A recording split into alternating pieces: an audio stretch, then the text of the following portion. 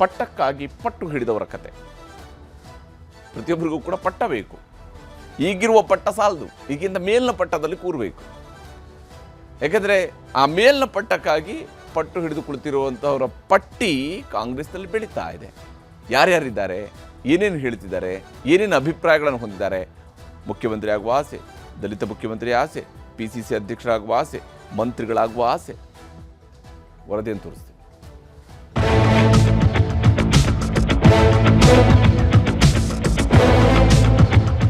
ಸೂಕ್ತವಾದಂಥ ದಲಿತ ನಾಯಕರನ್ನ ಒಂದಿನ ರಾಜ್ಯದ ಮುಖ್ಯಮಂತ್ರಿಯಾಗಿ ಕೂರಿಸಬೇಕು. ಹೈಕಮಾಂಡ್ ಅವರು ಡಿಸೈಡ್ ಮಾಡ್ತಾರೆ ಯಾವಾಗ ಸಂದರ್ಭ ಮತ್ತೊಂದು ಅದೆಲ್ಲ. ನಾನು ದಲಿತ ಸಚಿವ, ಅದ್ರಾಗೇನು ಎರಡು ಮಾತಿಲ್ಲ. ಪಕ್ಷ ನಿರ್ಧಾರ ಮಾಡೋದು. ಬದಲಾವಣೆ ನಿರ್ಣಯ ಅಲ್ಲ, ಗೊಂದಲ ನಿವಾರಣೆ. ರಾಜ್ಯ ಕಾಂಗ್ರೆಸ್ನಲ್ಲಿ ಗದ್ದುಗೆ ಗುದ್ದಾಟ ನಿಲ್ಲುತ್ತಿಲ್ಲ. ಒಂದೆಡೆ ಅಧಿಕಾರ ಹಂಚಿಕೆ ವಿಚಾರದಲ್ಲಿ ಸಿಎಂ ಡಿಸಿಎಂ ಬಣಗಳ ಫೈಟ್ ನಡೆಯುತ್ತಿದ್ರೆ, ಮತ್ತೊಂದೆಡೆ 3 DCM ಆಗಬೇಕು, ದಲಿತರಿಗೆ ಸಿಎಂ ಪಟ್ಟ ಕಟ್ಟಬೇಕು ಅಂತ ದೊಡ್ಡ ಹುದ್ದೆಯ ಮೇಲೆ ಕಣ್ಣಿಟ್ಟವರು ಬಾಣ ಪ್ರಯೋಗಿಸುತ್ತಿದ್ದಾರೆ. ಇದರ ನಡುವೆ ಮೊದಲ ಬಾರಿ ಶಾಸಕರಾದವರು ನಮಗೂ ಸಂಪುಟದಲ್ಲಿ ಸ್ಥಾನ ಕೊಡಿ ಎಂದು ಹಕ್ಕು ಪ್ರತಿಪಾದನೆಗೆ ಮುಂದಾಗಿದ್ದಾರೆ. ಇದರ ನಡುವೆ KPCC ಸಾರಥಿ ಆಗಬೇಕು ಎಂಬ ಲೆಕ್ಕಾಚಾರ ಕೆಲವರಲ್ಲಿದೆ. ಹೀಗೆ ಎರಡೂವರೆ ವರ್ಷ ಪೂರೈಸುತ್ತಲೇ ಕಾಂಗ್ರೆಸ್ ಪಾಳ್ಯದಲ್ಲಿ ದಿನಕ್ಕೊಂದು ಮಾತು, ವಾರಕ್ಕೊಂದು ಟ್ರಿಪ್ ಇದ್ದೇ ಇದೆ. ಇದರ ಮಧ್ಯೆಯೇ ಸಿಎಂ ಡಿಸಿಎಂ ಒಗ್ಗಟ್ಟು ಪ್ರದರ್ಶಿಸಿದ್ದಾರೆ. ಕೇಂದ್ರ ಸರ್ಕಾರದ ವಿರುದ್ಧದ ಹೋರಾಟದಲ್ಲಿ ಪಾಲ್ಗೊಳ್ಳಲು ಚಿಕ್ಕಬಳ್ಳಾಪುರದ ಆವಲಗುರ್ಕಿಗೆ ಒಂದೇ ಹೆಲಿಕಾಪ್ಟರ್ನಲ್ಲಿ ಸಿಎಂ ಡಿಸಿಎಂ ಸುರ್ಜೇವಾಲಾ ಹೋಗಿದ್ದಾರೆ. ನರೇಗಾ ಬಚಾವೋ ಹೋರಾಟದ ವೇದಿಕೆಯಲ್ಲೂ ಜೊತೆಯಾಗೇ ಇದ್ದ ಸಿಎಂ ಡಿಸಿಎಂ ತಮ್ಮ ನಡುವೆ ಯಾವುದೇ ಮುನಿಸು ಮನಸ್ತಾಪಕ್ಕೆ ಎಡೆಮಾಡಿಕೊಡಲೇ ಇಲ್ಲ. ಕೇಂದ್ರ ಸರ್ಕಾರದ ವಿರುದ್ಧ ಹರಿಹಾಯ್ದ ಇಬ್ಬರು ನಾಯಕರು ನರೇಗಾ ಉಳಿಸುವ ಶಪಥ ಮಾಡಿದ್ರು. ಒಟ್ಟು 28% ಪರಿಶಿಷ್ಟ ಜಾತಿ, ಪರಿಶಿಷ್ಟ ವರ್ಗ ಇವರು ಪಡ್ಕೊಳ್ತಾ ಇದ್ರು. ಇದನ್ನ ಇವತ್ತು ಕಿತ್ಕೊಳ್ತಕ್ಕಂಥ ಕೆಲಸವನ್ನ ಮಾಡ್ತಾ ಇದ್ದಾರೆ. 20 ವರ್ಷಗಳಿಂದ ಕಾಯ್ದೆ ಜಾರಿಯಲ್ಲಿತ್ತು, ಮನ್ರೇಗಾ ಕಾಯ್ದೆ. ಮಹಾತ್ಮ ಗಾಂಧೀಜಿಯವರ ಹೆಸರು ಯಾಕೆ ಇಟ್ಟಿದ್ರಪ್ಪ ಅಂತಂದ್ರೆ, ಗ್ರಾಮೀಣ ಪ್ರದೇಶಗಳ ಅಭಿವೃದ್ಧಿ ಆಗದೇನೆ ರಾಷ್ಟ್ರದ ಅಭಿವೃದ್ಧಿ ಆಗಲ್ಲ ಅಂತಕ್ಕಂಥದ್ದು ಮಹಾತ್ಮ ಗಾಂಧೀಜಿಯವರು ಹೇಳಿದಂತ ಮಾತು. ಕಾಂಗ್ರೆಸ್ ಯಾವಾಗಲೂ ಕೂಡ ಎಲ್ಲ ವರ್ಗದ ಜನರಿಗೆ ನಾವು ಕಾರ್ಯಕ್ರಮವನ್ನು ಕೊಟ್ಕೊಂಡು ಬದುಕಿನ ಬಗ್ಗೆ ಬದಲಾವಣೆಯನ್ನು ತರುವಂತ ಕೆಲಸ ಯಾವಾಗಲೂ ಕೂಡ ನಾವು ಮಾಡ್ಕೊಂಡು ಬರ್ತಾ ಇದ್ದೇವೆ. ಬಡ ಜನತೆಯ ಉದ್ಯೋಗವನ್ನ ಹೊಟ್ಟೆ ತುಂಬುವಂತ ಒಂದು ಕಾರ್ಯಕ್ರಮ ಇದೆಯಲ್ಲ, ಅವರ ಕೈಗೆ ಕೆಲಸವನ್ನು ಕೊಡುವಂತ ಕಾರ್ಯಕ್ರಮ ಇದೆಯಲ್ಲ, ಇಡೀ ದೇಶಕ್ಕೆ ಒಂದು ಬದಲಾವಣೆ, ಒಂದು ಕ್ರಾಂತಿಕಾರಿಯಾದಂತಹ ಕಾರ್ಯಕ್ರಮ. ಇವತ್ತು ಈ ನರೇಗಾ ಉಳಿಸಿ, ಈ ದೇಶ ಉಳಿಸಿ, ನಮ್ಮ ಹಳ್ಳಿಗಳನ್ನು ಉಳಿಸಿ, ರೈತರನ್ನ ಉಳಿಸಿ, ಕಾರ್ಮಿಕರನ್ನ ಉಳಿಸಿ, ಮಹಾತ್ಮ ಗಾಂಧೀಜಿಯವರ ಹೆಸರನ್ನು ಕೂಡ ಉಳಿಸಿ ಅಂತ ಕೇಳಲಿಕ್ಕೆ ಈ ಕಾರ್ಯಕ್ರಮವನ್ನು ನಾವು ರೂಪಿಸಿದ್ದೇವೆ. ಸಿಎಂ ಡಿಸಿಎಂ ಹೀಗೆ ಒಂದಾಗಿ ಕಾಣುತ್ತಿದ್ದರೂ ಸರ್ಕಾರ ಹಾಗೂ ಪಕ್ಷದಲ್ಲಿ ಎಲ್ಲವೂ ಸರಿಯಿಲ್ಲ ಅನ್ನೋದನ್ನ ಹೈಕಮಾಂಡ್ಗೆ ಮನವರಿಕೆ ಮಾಡಿಕೊಟ್ಟು ಬಂದಿದ್ದಾರೆ ಸತೀಶ್ ಜಾರಕಿಹೊಳಿ. ಗೊಂದಲ ಚರ್ಚೆಗಳಿಂದಾಗಿ ಪಕ್ಷ, ಸರ್ಕಾರ ಅಷ್ಟೇ ಅಲ್ಲದೆ ಕಾರ್ಯಕರ್ತರ ಮೇಲೂ ಪರಿಣಾಮಗಳು ಬೀರುತ್ತಿವೆ ಎಂದು ಹೈಕಮಾಂಡ್ ಮುಂದೆ ರಾಜ್ಯದ ಪರಿಸ್ಥಿತಿ ಬಿಚ್ಚಿಟ್ಟಿದ್ದಾರೆ. ಇದೆಲ್ಲವನ್ನೂ ಕೇಳಿಸಿಕೊಂಡಿರುವ ಎಐಸಿಸಿ ಅಧ್ಯಕ್ಷ ಮಲ್ಲಿಕಾರ್ಜುನ್ ಖರ್ಗೆ ಶೀಘ್ರವೇ ಗೊಂದಲ ಬಗೆಹರಿಸುತ್ತೇವೆ ಎಂದು ಸತೀಶ್ ಜಾರಕಿಹೊಳಿ ಅವರಿಗೆ ಭರವಸೆ ನೀಡಿದ್ದಾರಂತೆ. ಆದರೆ ದೆಹಲಿಗೆ ಹೋಗಿ ಬಂದ ಮೇಲೆ ಇಂದು ನರೇಗಾ ಬಚಾವೋ ಕಾರ್ಯಕ್ರಮಕ್ಕೆ ಹೋಗದೆ ಕುಮಟಾದಲ್ಲಿದ್ದ ಸತೀಶ್ ಜಾರಕಿಹೊಳಿಗೆ ದೂರವಾಣಿ ಕರೆ ಮಾಡಿದ್ದಾರೆ ರಣದೀಪ್ ಸುರ್ಜೇವಾಲಾ. ಇದು ಹಲವು ಕುತೂಹಲಗಳಿಗೆ ಎಡೆಮಾಡಿಕೊಟ್ಟಿದೆ. ಬದಲಾವಣೆ ನಿರ್ಣಯ ಅಲ್ಲ, ಗೊಂದಲ ನಿವಾರಣೆ. ಗೊಂದಲ ನಿವಾರಣೆ ಮಾಡ್ಲಿಕ್ಕೆ ಅಂತಿಮ ಇಲ್ಲ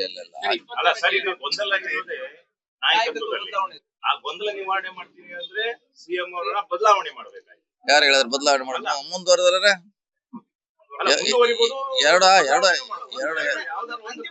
ಅದೇ ನಾವ್ ಹೇಳಿದ್ದು ಕೂಡ ಅದೇ. ಗೊಂದಲ ನಿವಾರಣೆ ಅಂದ್ರೆ ಯಾವ್ದಾರ ಒಂದು ಬ್ರೇಕ್ ಹಾಕ್ಲೇಬೇಕು. ಎಸ್ ಆರ್ ನೋ, ಅದು ಬ್ರೇಕ್ ಹಾಕ್ಲೇಬೇಕಂತ ವಿನಂತಿ ಮಾಡಿದೀವಿ. ಖರ್ಗೆ ಜಿ ಅವರು ಆದಷ್ಟು ಬೇಗ ಡಿಸಿಷನ್ ಅಂತ ಹೇಳಿದ್ದಾರೆ. ಅದಾಗಬೇಕು. ಯಾಕಂದ್ರೆ ನಮ್ಮ ಪಕ್ಷದಲ್ಲಿ ಬಹಳಷ್ಟು ಗೊಂದಲ ಇದೆ, ಕಾರ್ಯಕರ್ತರಲ್ಲಿ ಗೊಂದಲ ಇದೆ, ಪಕ್ಷದಲ್ಲಿದೆ, ಸರ್ಕಾರದಲ್ಲಿದೆ. ಹಿಂಗಾಗಿ ಅದಾಗ್ಲೇಬೇಕು. ನೋಡಿ, ಯಾರು ಆಗ್ಬೇಕು ಬಿಡಬೇಕು ನಮ್ಮ ಪಕ್ಷ ತೀರ್ಮಾನ ಮಾಡ್ತೈತೆ. ಅದ್ ನಂಬಿಕೆ ಇಲ್ಲ. ಯಾರು ಆಗ್ಬೇಕಾ, ಮುಂದುವರಿಬೇಕಾ, ಮತ್ತಾರ ಆಗ್ಬೇಕನ್ನೋದು ಹೈಕಮಾಂಡ್ ತೀರ್ಮಾನ. ಅದ್ರ ಬಗ್ಗೆ ನಾವೇನು ಹೇಳಿಕ್ಕಾಗುತ್ತೆ. ಹಾಗಾದ್ರೆ ಅಧಿಕಾರ ಹಂಚಿಕೆ ಸೂತ್ರ ಹೆಣೆದಿದೆಯಾ ಹೈಕಮಾಂಡ್ ಎಂಬ ಪ್ರಶ್ನೆಗೆ ಸ್ಪಷ್ಟ ಉತ್ತರ ಯಾರಿಂದಲೂ ಸಿಕ್ತಿಲ್ಲ. ಒಪ್ಪಂದವಾಗಿದೆ ಅಂತ ಕೆಲವರು ಹೇಳುತ್ತಿದ್ರೆ ಇಲ್ಲ ಅಂತ ಇನ್ನು ಕೆಲವರು ಪ್ರತಿಪಾದಿಸುತ್ತಿದ್ದಾರೆ. ಮತ್ತೊಂದಿಷ್ಟು ಮಂದಿ ಅದೇನೇ ಆಗಿದ್ದರೂ ಅದು ಆ 3 ಜನರಿಗೆ ಮಾತ್ರ ಗೊತ್ತು, ನಮಗೆ ಅದೆಲ್ಲ ಗೊತ್ತಿಲ್ಲ ಎಂದು ನಯವಾಗಿಯೇ ಗೊಂದಲಗಳನ್ನ ಅಲ್ಲಗಳೆಯುವ ಪ್ರಯತ್ನ ಮಾಡುತ್ತಿದ್ದಾರೆ. ಇಬ್ರಿಗೆ ಭೇಟಿ ಆಗಿದ್ದಾರೆ, ಇಬ್ರಿಗೆ ಮಾತಾಡಿದ್ದಾರೆ, ಅವರಿಗೆ ಅವ್ರಿಗೆ ಏನೇನು ಹೇಳಬೇಕೆಲ್ಲ ಹೇಳಾಗಿದೆ. ಇವಾಗ ಸದ್ಯಕ್ಕಂತೂ ಏನು ಡಿಸಿಷನ್ ಆಗಿಲ್ಲ. ಏನಾದರೂ ಡಿಸಿಷನ್ ಆಗಿದೆ ತಮಗೆಲ್ಲ ತಿಳಿಸ್ತಾರೆ. ಏನು ಡಿಸಿಷನ್ ಆಗಿಲ್ಲ ಅಂತ ನೀವು ಹೇಳ್ತೀರಾ? ಸಿದ್ದರಾಮಯ್ಯನವರ ಮಗನೇ ಹೇಳ್ತಿದ್ದಾರೆ 5 ವರ್ಷ ನಮ್ಮ ತಂದೆಯವರೇ ಮುಂದುವರಿದಾರೆ, ಡಿಸಿಷನ್ ಆಗಿದೆ ಅಂತಾನೆ ಹೇಳ್ತಿದ್ದಾರೆ. ಅಲ್ಲ ಡಿಸಿಷನ್ ಅಂದ್ರೆ ತೆಗೆಯೋದು ಡಿಸಿಷನ್ ಆಗಿಲ್ಲ, ಬೇರೆಯವ್ರಿಗೆ ಮಾಡೋದು ಡಿಸಿಷನ್ ಆಗಿಲ್ಲ. ಸದ್ಯಕ್ಕೆ ಹೈಕಮಾಂಡು ನಮ್ಮ ಇನ್ಚಾರ್ಜ್ ಅಂದ್ರೆ ರಣದೀಪ್ ಸಿಂಗ್ ಸುರ್ಜೇವಾಲಾ ಅವರಿದ್ದಾರೆ, GS ವೇಣುಗೋಪಾಲ್ ಅವರಿದ್ದಾರೆ, ರಾಹುಲ್ ಗಾಂಧಿ ಅವರು ಮತ್ತು ಅಧ್ಯಕ್ಷರು ಎಲ್ಲ ಕೂತ್ಕೊಂಡು ಅವ್ರು ಮಾತಾಡಿ ಅದು ಒಂದು ಏನು ಡಿಸಿಷನ್ ತೊಗೊಂಡಾಗ ಡಿಸೈಡ್ ಯಾವುದೇ ಡಿಸಿಷನ್ ಇಲ್ಲಿ ತಮಗೆಲ್ಲ ತಿಳಿಸ್ತಾರೆ. ಅದು 2-3 ಜನರ ಮಧ್ಯದಲ್ಲಿ ಮಾತುಕತೆ ಆಗಿರೋದು. So only they are privy to it. So ಅವ್ರಿಗೆ ಗೊತ್ತಿದೆ. ಅದಕ್ಕೆ ಆ ಸಂದರ್ಭ ಬಂದಾಗ ಏನಾದರೂ ಡಿಸಿಷನ್ ತೊಗೋಬೇಕಂದ್ರೆ ಯಾವುದೇ ಥರದ್ದು ಈ ಕಡೆನ ಆ ಕಡೆ ಡಿಸಿಷನ್ ತೊಗೊಂಬಂದ್ಬಿಟ್ಟು ಡಿಸಿಷನ್ ತಿಳಿಸ್ತಾರೆ. ಯಾಕಂದರೆ ಒಂದು ನಿಮಿಷ, ಯಾಕಂದರೆ ಇವಾಗ 5 ಸ್ಟೇಟಲ್ಲಿ ಎಲೆಕ್ಷನ್ಸ್ ಬೇರೆ ಇದೆ, ಎಲ್ಲರೂ ಅದರಲ್ಲಿ ಬ್ಯುಸಿ ಇದ್ದಾರೆ, ಪಾರ್ಲಿಮೆಂಟ್ ನಡೀತಾ ಇರುತ್ತೆ ಅದರಲ್ಲಿ ಬ್ಯುಸಿ ಇದ್ದಾರೆ, ಇಂಪಾರ್ಟೆಂಟ್ ಇಶ್ಯೂಸ್ ಬಂದಿದ್ದು, ಇಂಡೋ-US ಡೀಲ್ ಬಂತು, ಈ ಸುಮಾರು ಇಶ್ಯೂಸ್ ಮೇಲೆ ಬೇರೆ ಇಶ್ಯೂಸಲ್ಲಿ ಎಲ್ಲ ಬ್ಯುಸಿ ಇರ್ತಾರೆ. ಹಂಗೇನಾದರೂ ಡಿಸಿಷನ್ ತೊಗೊಳ್ಳೋದಿದೆ ತೊಗೊಂಡು ತಮ್ಮನ್ನೆಲ್ಲ ತಿಳಿಸ್ತಾರೆ. ಸಿದ್ದರಾಮಯ್ಯ ಬಳಿಕ ದಲಿತರೇ ಸಿಎಂ ಆಗಬೇಕು. ಮಹದೇವಪ್ಪ ಮಾತಿಗೆ DKಶಿ ಖಡಕ್ ಟಾಂಗ್. ಈ ಮಧ್ಯೆ ಕಾಂಗ್ರೆಸ್ನಲ್ಲಿ ದಲಿತ ಸಿಎಂ ದಾಳ ಕೂಡ ಉರುಳಿದೆ. ಸಿದ್ದರಾಮಯ್ಯನವರ ಬಳಿಕ ದಲಿತರೇ ರಾಜ್ಯದ ಸಿಎಂ ಆಗಬೇಕು ಅಂತ Dr. ಮಹದೇವಪ್ಪ ಪ್ರತಿಪಾದನೆ ಮುಂದುವರೆಸಿದ್ದಾರೆ. ಮೊನ್ನೆಯಷ್ಟೇ ನಾನು ದಲಿತ ಸಿಎಂ ಆಕಾಂಕ್ಷಿ ಅಂದಿದ್ದ ಮಹದೇವಪ್ಪನವರು ಮುಂದಿನ ಸಿಎಂ ದಲಿತರೇ ಆಗಬೇಕು ಅಂತಿದ್ದಾರೆ. ಇದಕ್ಕೆ ಒಂದೇ ಮಾತಲ್ಲಿ ಟಾಂಗ್ ಕೊಟ್ಟಿದ್ದಾರೆ DK ಶಿವಕುಮಾರ್. ಮುಂದೆ ದಲಿತ ಮುಖ್ಯಮಂತ್ರಿ ಆಗಬಾರ್ದು ಅಂತ ಹೇಳಲ್ಲ, ಆಗಬೇಕು ಒಂದು ರಾಜ್ಯದಲ್ಲಿ. ಅದಕ್ಕೆ ಅವಕಾಶಗಳು ಸನ್ನಿವೇಶ ಬರಬೇಕು. ಕಾಂಗ್ರೆಸ್ ಹೈಕಮಾಂಡ್ನಿಂದ ಹಿಡಿದು ಸಿದ್ದರಾಮಯ್ಯರಿಂದ ಹಿಡಿದು ಎಲ್ಲರೂ ಸೇರಿ ಸೂಕ್ತವಾದಂಥ ದಲಿತ ನಾಯಕರನ್ನು ಒಂದಿನ ರಾಜ್ಯದ ಮುಖ್ಯಮಂತ್ರಿಯಾಗಿ ಕೂರಿಸಬೇಕು. ಮುಖ್ಯಮಂತ್ರಿಗಳು ಅವರು ಇದ್ದಾರೆ, ಸಿದ್ದರಾಮಯ್ಯರು ಅವರಿರೋ ತನಕ ಅವರೇ ಮುಖ್ಯಮಂತ್ರಿ. ನಂತರ ದಿನಗಳಲ್ಲಿ ಎಲ್ಲರೂ ಸೇರಿ ದಲಿತರನ್ನ ಮುಖ್ಯಮಂತ್ರಿ ಮಾಡಬೇಕು. ಅದು ಗೊಂದಲ ಆಗಬಾರ್ದು, ಪಕ್ಷಕ್ಕೆ ಮುಜುಗರ ಆಗಬಾರ್ದು. ಅವರು ನಮ್ಮ ನ್ಯಾಷನಲ್ ಲೀಡ್ರು, ಇಲ್ಲಿಂದನೇ ಅವ್ರಿಗೆ ನಮಸ್ಕಾರ. ಅವರು ನಮ್ಮ ನ್ಯಾಷನಲ್ ಲೀಡ್ರು, ಇಲ್ಲಿಂದನೇ ಅವ್ರಿಗೆ ನಮಸ್ಕಾರ. ಕಾಂಗ್ರೆಸ್ನೊಳಗಿನ ದಲಿತ ಸಿಎಂ ಪೈಪೋಟಿಗೆ ಸಹಜವಾಗೇ ಬಿಜೆಪಿ ಟಕ್ಕರ್ ಕೊಟ್ಟಿದೆ. ಹಂಗೆ ನೋಡಿದ್ರೆ ಇವತ್ತು DK ಶಿವಕುಮಾರ್ ಸಿಎಂ ಆಗಿರಬೇಕಿತ್ತು ಅಂತ ಹೊಸ ಬಾಂಬ್ ಹಾಕಿದ್ದಾರೆ ಕುಮಟ ಶಾಸಕ ದಿನಕರ್ ಶೆಟ್ಟಿ. DK ಶಿವಕುಮಾರ್ ಅವರು ಮತ್ತು ಸಿದ್ದರಾಮಯ್ಯನವರು ಇಬ್ಬರು ಹೈಕಮಾಂಡ್ನಲ್ಲಿ ಮುಖ್ಯಮಂತ್ರಿ ಸ್ಥಾನದಲ್ಲಿ ಇದನ್ನೇನು 50-50 ಮಾಡಿದ್ರು ಅನ್ನುವಂಥದ್ದನ್ನು ಬಹಳ ದೊಡ್ಡದ ಸುದ್ದಿ ಇತ್ತು.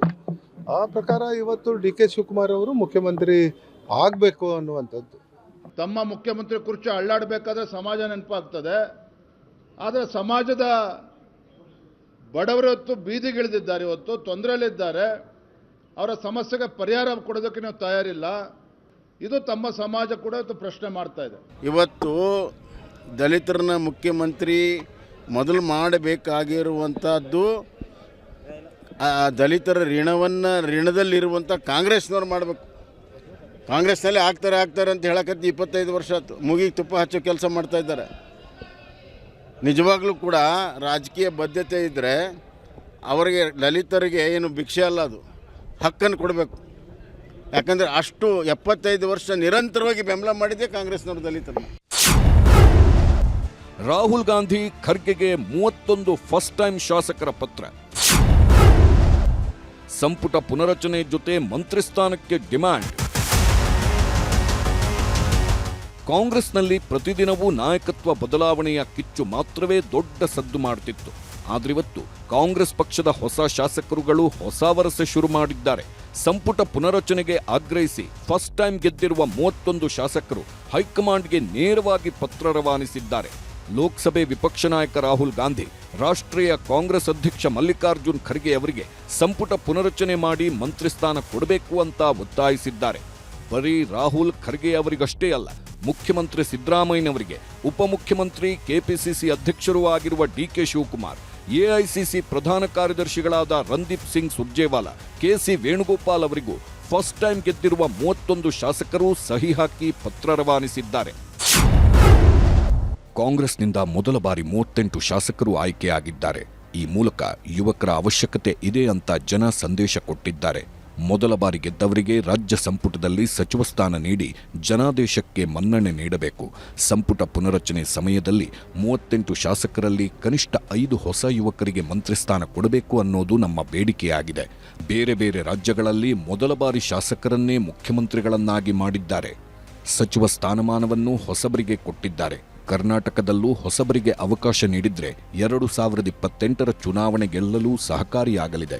ಪಕ್ಷನಿಷ್ಠೆ ಸೈದ್ಧಾಂತಿಕವಾಗಿ ಗಟ್ಟಿಯಾಗಿರುವ ಮೊದಲ ಸಲ ಶಾಸಕರಾದವರಿಗೆ ಅವಕಾಶ ನೀಡಬೇಕು ಅನ್ನೋದು ನಮ್ಮ ಕಳಕಳಿಯ ಮನವಿ. ಇಂತಿ 31 ಹೊಸ ಕಾಂಗ್ರೆಸ್ ಶಾಸಕರು. ಯಾರಾದ್ರೂ ಒಳ್ಳೆ ಅಧಿಕಾರ ಕೊಡಲಿಕ್ಕೆ ಆಸಕ್ತಿ ಇರುವಂತ ಸಚಿವರುಗಳು ಕೆಲಸ ಮಾಡಲಿ, ಅಂಥವ್ರಿಗೆ ಒಂದು ಅವಕಾಶ ಮಾಡಿಕೊಡಿ ಅಂತ ನಮ್ದೊಂದು ಬೇಡಿಕೆ. ಇದನ್ನೀಗಾಗಲೇ ಮುಖ್ಯಮಂತ್ರಿಗಳ ಗಮನಕ್ಕೂ ತಂದಿದ್ದೀವಿ, ಮಾನ್ಯ ಉಪಮುಖ್ಯಮಂತ್ರಿಗಳ ಗಮನಕ್ಕೂ ಕೂಡ ತಂದಿದ್ದೀವಿ. CLP ಸಭೆಯಲ್ಲಿ ಚರ್ಚೆಗಳಾಗಿದೆ. ಶಾಸಕರು ನೇರವಾಗಿ ಅಪಾದನೆಗಳು ಮಾಡಿದ್ದಾರೆ. ನಮಗೆ ಸರಿಯಾಗಿ ಸ್ಪಂದನೆ ಸಿಗ್ತಾ ಇಲ್ಲ, ನಮಗೆ ಸರಿಯಾದ ಅನುದಾನಗಳು ಸಿಗ್ತಾ ಇಲ್ಲ, ನಮ್ಗೆ ಯಾರು ಭೇಟಿ ಅವಕಾಶ ಮಾಡಿಕೊಡ್ತಾ ಇಲ್ಲ, ಗೌರವ ಕೊಡ್ತಾ ಇಲ್ಲ ಅಂತೇಳಿ ಸಾಕಷ್ಟು ಸಲ ಹೇಳಿದ್ದಾರೆ. ಇದೇನು ಹೊಸ್ತೇನಲ್ಲ ಇದು. ಸೊ ಅದ್ರ ಪ್ರಯುಕ್ತ ಒಂದು ಮನವಿಯನ್ನು ಕೊಡಬೇಕು. AICCಗೆ ಮನವಿ ಕೊಟ್ಟಿದ್ದಾರೆ. ಅದ್ರಲ್ಲಿ ಏನು ಸರ್ ನೀವು ಏನಾರು ಬರೆದಿದ್ದೀರಾ ಸರ್? ನೀವು ನಾನೇನಿಲ್ಲ, ನಾನು ಸಹಿ ಮಾಡಿದ್ದೀನಿ. ಕೆಲವು ಬದಲಾವಣೆ ಬೇಕು, ಬದಲಾವಣೆ ಮಾಡಿಕೊಡಿ ಸ್ವಾಮಿ ಅಂತ ಹೇಳಿದ್ದೀನಿ. ನಮ್ಮ ರಾಷ್ಟ್ರೀಯ ನಾಯಕರ ಹತ್ರ ಒಂದು ಮನವಿ ಮಾಡ್ಕೊಂಡಾಗ ಒಂದು ಹೊಸಬ್ರಿಗೆ ಗೆದ್ದಂಥ ಫಸ್ಟ್ ಟೈಮ್ ಗೆದ್ದಂಥವ್ರಿಗೆ ಒಂದು ಅವಕಾಶ ಕೊಡ್ರಿ ಅಂತಕ್ಕಂಥ ಮನವಿ, ಒತ್ತಾಯ ಇಲ್ಲ. ಅವರು ಎಷ್ಟು ಬೇಕಾದ್ರೆ ಕೊಡ್ಬೋದು. ನಮ್ಮ 38 ಜನ ಸೈನ್ ಮಾಡ್ತಿರತ್ತೆ. ಅದರಿಂದ ನಾವು ಅಷ್ಟು ಜನಕ್ಕೆ ಮನವಿ ಮಾಡ್ಕೊಂಡ್ರೆ ಅದರಿಂದ ಒಂದು ಹೈಕಮಾಂಡ್ ಕೊಟ್ಟರೆ ಪಕ್ಷದ ಹಿತದೃಷ್ಟಿಯಿಂದ ಒಳ್ಳೇದಾಗತ್ತೆ ಅಂತ ಒಂದು ಕಳಕಳೆ ಮನವಿ. ನಮ್ಮ ರಾಷ್ಟ್ರೀಯ ಅಧ್ಯಕ್ಷರು ಮತ್ತು ರಾಹುಲ್ ಗಾಂಧಿ ಅವರಿಗೆ ಮತ್ತು ನಮ್ಮ ರಾಜ್ಯಾಧ್ಯಕ್ಷರು DK ಶಿವಕುಮಾರ್ ಸಾಹೇಬರು ಮುಖ್ಯಮಂತ್ರಿಗಳು ಮನವಿ ಮಾಡ್ಕೊಂಡಾರೆ. ನಾವು ನಮಗೊಂದು ಅವಕಾಶ ಮಾಡಿಕೊಡಿ ಅಂತ 30-35 ಜನ ಯಾವ್ದ್ರಲ್ಲ ಅದರ ಒಂದು ಜವಾಬ್ದಾರಿ ಕೊಡಿ. ಅದರಲ್ಲಂತೂ ನೀವು ಹೇಳ್ದಂಗೆ ಸಚಿವ ಸಂಪುಟದಲ್ಲಿ ಅವಕಾಶ ಸಿಕ್ಕಂತ ಸಂದರ್ಭದಲ್ಲಿ ಇದ್ರೆ ನಾವು ಯಾರಾದರೂ ಒಬ್ರು ಕೊಡಿ ಅಂತ, ಇವ್ರಿಗೆ ಕೊಡಿ ನಂತ. ಯಾಕಂದ್ರೆ ನಾವು ಯಾಕೆ ಹೇಳ್ತೀವಿ ಅಂತಂದ್ರೆ ಕೆಲವು ನಮ್ಮವ್ರಿಗೆ ಅವಕಾಶ ಸಿಕ್ಕಿದ್ರೆ ಒಂದು ರೀತಿಲಿ ಹುಮ್ಮಸ್ ಸಿಗ್ತದೆ ಅಂತ, ಕೆಲಸ ಮಾಡಕ್ ಹುಮ್ಮಸ್ ಸಿಗ್ತದೆ. ಆ ವಿಚಾರದಲ್ಲಿ ಕೊಡ್ಲೇಬೇಕು ಅಂತ ನಾವೇನೂ ಇಲ್ಲ. ಕೊಟ್ರೆ ಖುಷಿಯಾಗಿ ಯಾರಾದ್ರೂ ಒಬ್ರು ಕೊಡ್ಲಿ. ಒಂದು ಅವಕಾಶಗಳು ಸಿಕ್ಕಿದ್ರೆ ಮುಂದಿನ ದಿನಗಳಲ್ಲಿ ನಾವು ನಮಗೆ ಸಚಿವ ಸ್ಥಾನ ಸಿಗಲಿ ಅನ್ನೋ ಉದ್ದೇಶದಿಂದ ಮಾಡಿದ್ದಾರೆ ಹೊರತು ಯಾವುದೇ ಬೇರೆ ಥರದ ಅರ್ಥ ಕಲಿಸೋ ಅವಶ್ಯಕತೆ ಇಲ್ಲ ಅಂತ ನಾನು ಈ ಮುಖಾಂತರ ತಿಳಿಸೋಕೆ ಇಷ್ಟಪಡ್ತೀನಿ. ಯಾವ ಪಕ್ಷದಲ್ಲಿ ಯುವಕರಿಗೆ ಅವಕಾಶಗಳು ಸಿಕ್ಕಿದ್ರೆ ಫಸ್ಟ್ ಟೈಮ್ ಗೆದ್ದಿರೋರು ಸಚಿವರಾಗಲಿ ಅನ್ನೋ ಉದ್ದೇಶದಿಂದ ಮಾಡಿರೋಂಥ ಕೆಲಸ ಇದು. ಅದಕ್ಕಾಗಿ ಇದಕ್ಕೆ ವಿಶೇಷವಾದ ಅರ್ಥ ಕಲಿಸೋ ಅಂತ ಅವಶ್ಯಕತೆ ಇಲ್ಲ. ಮಂತ್ರಿ ಪದವಿಗಾಗಿ 31 ಹೊಸ ಶಾಸಕರು ಪತ್ರ ಬರೆದಿರುವ ಬಗ್ಗೆ ಹಿರಿಯ ಸಚಿವರು ರಿಯಾಕ್ಟ್ ಮಾಡಿದ್ದಾರೆ. ಹೈಕಮಾಂಡ್ ತೀರ್ಮಾನಕ್ಕೆ ಎಲ್ಲರೂ ಬದ್ಧರಾಗಿರಬೇಕು ಎಂಬ ಕಿವಿಮಾತು ಹೇಳಿದ್ದಾರೆ. ಹೈಕಮಾಂಡ್ ಏನು ತೀರ್ಮಾನ ಅದಕ್ಕೆ ಎಲ್ಲರೂ ಬದ್ಧರಾಗಬೇಕಲ್ಲ. ಈಗ ಯಾರು ಮೊದಲ CM ಆಗಿ ನಮ್ದೇನು ವಿರೋಧ ಇಲ್ಲ, ಅವಕಾಶ ಬಂದಾಗ ಆಗಲಿ ಯಾರಾದರೂ, ಅದಕ್ಕೇನಿದೆ. ಸಿಎಂ ಸೀಟು ಸಂಘರ್ಷದ ಸಮಯದಲ್ಲೇ ಕಾಂಗ್ರೆಸ್ನ ಕಿರಿಯ ಶಾಸಕರು ಹೊಸದಾಗಿ ಧ್ವನಿ ಎತ್ತಿದ್ದಾರೆ.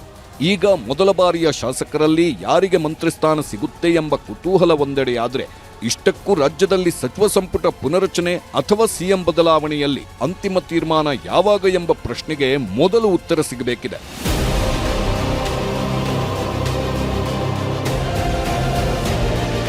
Bureau report, news 18.